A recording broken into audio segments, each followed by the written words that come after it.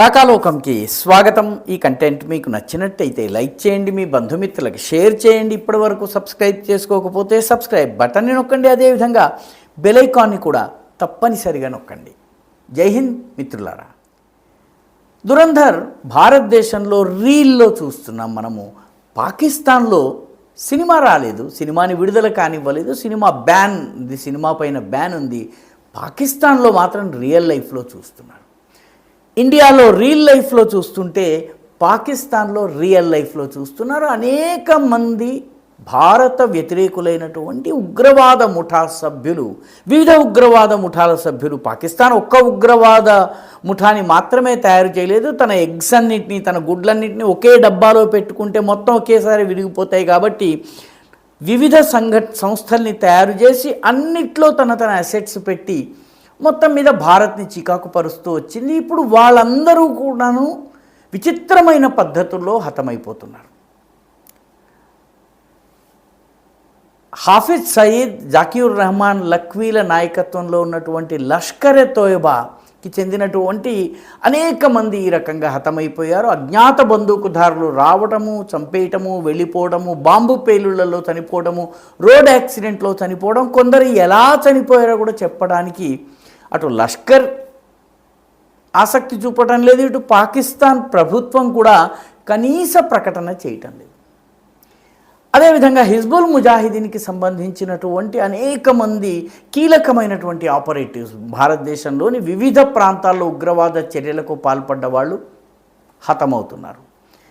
మూడవ ముఖ్యమైనటువంటి సంస్థ అయినటువంటి జైషే ముహమ్మద్, మౌలానా మసూద్ అజర్ నాయకత్వంలో ఉన్నటువంటి హాఫిజ్ సయీద్, దీని head quarter Bahawalpur. Lashkar e Taiba head quarter Pakistani పంజాబ్లోని మురీద్కే. బహావల్పూర్ కూడా పాకిస్తాన్లోనే ఉంటుంది, కానీ ఇది వేరే, గతంలో రాజసంస్థానంగా ఉండేది. బహావల్పూర్ కేంద్రంగా జైషే ముహమ్మద్ పనిచేస్తుంది. ఇది కాకుండా Islamic state of Khorasan province కూడా ఆఫ్ఘనిస్తాన్ నుంచి ఆపరేట్ చేస్తుంది, భారత వ్యతిరేక కార్యకలాపాల్లో పాల్గొంటుంటుంది. ఈ 4 సంస్థలకు చెందినటువంటి ముఖ్యమైనటువంటి ఆపరేటర్స్, రిక్రూటర్స్, ట్రైనర్స్, ఫండర్స్, అదేవిధంగా ఆపరేటివ్స్, ఈ 4 దురంధర యాక్షన్కి బలైపోతున్నారు. ఇప్పుడు తాజాగా చాలా పెద్ద సంచలనాత్మక వార్త పాకిస్తాన్లో ఏంటంటే, మౌలానా మసూద్ అజర్ ఎవరైతే కాందహార్ హైజాక్ సమయంలో పాకిస్తాన్లో ఉన్నటువంటి ఉగ్రవాదులు, మాకు ఈ 5 ఉగ్రవాదుల్ని విడిచిపెట్టాలన్నటువంటి జాబితాలో మొట్టమొదటి పేరు మౌలానా మసూద్ అజర్. ప్రస్తుతమైన పాకిస్తాన్ జైల్లో ఉన్నాడు.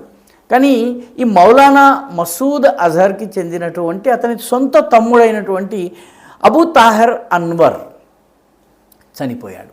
ఎలా చనిపోయాడన్నది పాకిస్తాన్ పత్రికల్లో లేదు, పాకిస్తాన్ మీడియాలో రావడం లేదు, పాకిస్తాన్ సైన్యం నుంచి ప్రకటన లేదు. అబూ తాహెర్ అన్వర్ మరణించాడన్న వార్త మాత్రమే వస్తున్నది. దానికి సంబంధించిన వివరాలు ఏమీ రావడం లేదు. పాకిస్తాన్కి సంబంధించినటువంటి వివిధ ఆన్లైన్ సోషల్ మీడియా చాట్ చేసుకునేటువంటి గ్రూపుల్లో కూడాను ఆయన మరణించిన వార్త వస్తుంది. ఎలా మరణించాడు, ఏమిటి అన్నటువంటి విషయాలు రావడం లేదు. ఆయన బహావల్పూర్లో చనిపోయారు. ఎక్కడైతే జైషే ముహమ్మద్ హెడ్ క్వార్టర్స్ ఉందో అక్కడ చనిపోయారు. నిజానికి జైషే ముహమ్మద్ హెడ్ క్వార్టర్ ఉన్నటువంటి బహావల్పూర్లో వాళ్ళ ప్రధానమైనటువంటి స్థావరం పైన ఆపరేషన్ సింధూర్ టైంలో మే 2025లో భారతదేశం చాలా పిన్ పాయింటెడ్ ప్రిసిషన్తో దాడి చేసింది. ఈ దాడిలో అనేక మంది చనిపోయారు. మౌలానా మసూద్ అజర్ యొక్క చెల్లెలు, బావ, తరువాత అతని సన్నిహిత కుటుంబ సభ్యులు దాదాపు 14 మంది చనిపోయారు. ఈ 14 మందికి 10 కోట్ల చొప్పున పాకిస్తాన్, క్షమించాలి, కోటి రూపాయల చొప్పున 14 కోట్లు మౌలానా మసూద్ అజర్కి ఇచ్చింది. ఇప్పుడు తాజాగా తమ్ముడు, అప్పుడు తప్పించుకున్నటువంటి అబూ తాహెర్ అన్వర్ ఇప్పుడు హతమయ్యాడు. ఎలా హతమయ్యాడు ఏమిటి అన్నది తెలియడం లేదు. దీంతో ఈ వార్త రావడంతో జైషే ముహమ్మద్ కావచ్చు, లష్కర్ కావచ్చును, హిజ్బుల్ ముజాహిదీన్ కావచ్చును, ఈ సంస్థల ఆపరేటర్స్ అందరూ కూడా, ఆపరేటివ్స్ ఎవరైతే కీలకమైనటువంటి నాయకులు ఉన్నారో వీళ్ళందరూ కూడా అండర్ గ్రౌండ్లోకి వెళ్ళిపోయారు. బయట ఎవరిని కలవడానికి కానీ పబ్లిక్ కార్యక్రమాల్లో కనిపించడానికి కానీ ఇష్టపడటం లేదు. ఎందుకంటే అబూ తాహిర్ అన్వర్ అంటే మామూలుగా మసూద్ అజర్ తమ్ముడు మాత్రమే కాదు, అతను జైషే మొహమ్మద్ యొక్క చాలా ఇన్నర్ సర్కిల్లో ఉన్నటువంటి చాలా కీలకమైనటువంటి సభ్యుడు. మసూద్ అజర్ ఇతని పైన చాలా విషయాల్లో ఆధారపడతారు. కాబట్టి అలాంటి వ్యక్తి హతం కావడము, హై సెక్యూరిటీలో ఉన్నటువంటి వ్యక్తి హతం కావడము, హతమైనటువంటి వార్త తప్ప అదనపు వివరాలు బయటకి రాకపోవడము, ఇది అందరినీ కూడాను సంభ్రమాశ్చర్యాలకు గురి చేస్తోంది.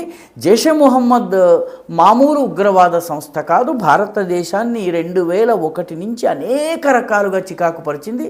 2001 మన పార్లమెంటు పైన జరిగినటువంటి దాడి, దీనికి మొత్తము ప్లానింగ్, దానికి కావాల్సిన లాజిస్టికల్ సపోర్ట్ ఇదంతా కూడాను జైషే మొహమ్మద్ నుంచి వచ్చింది. 2016లో పఠాన్కోట్ ఎయిర్ బేస్ మీద దాడి జరిగింది. 19 మంది జవాన్లు చనిపోయారు. ఈ దాడి కూడా జైషే మొహమ్మద్ పని. ఆ తర్వాత ఉరీలో ఉన్నటువంటి మన సైనిక స్థావరం పైన దాడి జరిగింది. అనేక మంది సైనికులు చనిపోయారు. దీనిపైన సుప్రసిద్ధ ఫిలిం కూడా వచ్చింది, ఉరి అనే పేరుతో సినిమా వచ్చింది. ఆ సినిమాని కూడాను దురంధర్ని తీసినటువంటి ఆదిత్య ధర్ నిర్మాణం చేయటం విశేషం. ఉరి తరువాత 2019లో పుల్వామా దాడి జరిగింది. 40కి పైబడి సిఆర్పిఎఫ్ జవాన్లు పుల్వామా దగ్గర ఒక ఆత్మాహుతి దాడిలో చనిపోయారు. ఆ తర్వాత భారతదేశం బాలాకోట్ పైన దాడి చేసింది.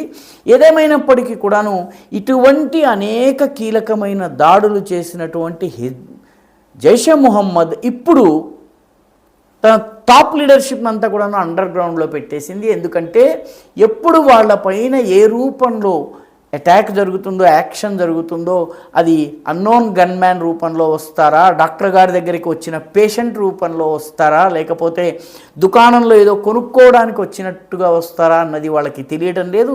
లేకపోతే రోడ్డు మీద వెళ్తుంటే ఏదన్నా యాక్సిడెంట్ జరగడం వల్ల చనిపోతున్నారా అన్నది తెలియడం లేదు.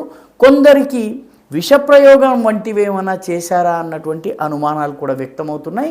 మౌలానా మసూద్ అజర్ కుటుంబానికి ఇప్పటికే 14 మంది కుటుంబ సభ్యులు ఆపరేషన్ సింధూర్లో చనిపోయారు. ఇప్పుడు 15వ వాడు అబూ తాహిర్ అన్వర్ జోడయ్యాడు. మొత్తానికి అతనికి గుర్తు తెలియని వ్యక్తులు ఏ కారణం చేతనో మొత్తానికి అతన్ని ఈ భూమికి టాటా బై బై చెప్పి పైకి పంపించేయటం జరిగింది. ఈ వీడియో మీకు నచ్చినట్టయితే లైక్ చేయండి, షేర్ చేయండి, ఈ ఛానల్కు సబ్స్క్రైబ్ చేయండి. మీ అభిప్రాయాన్ని కమెంట్ల రూపంలో తప్పనిసరిగా పంపించండి.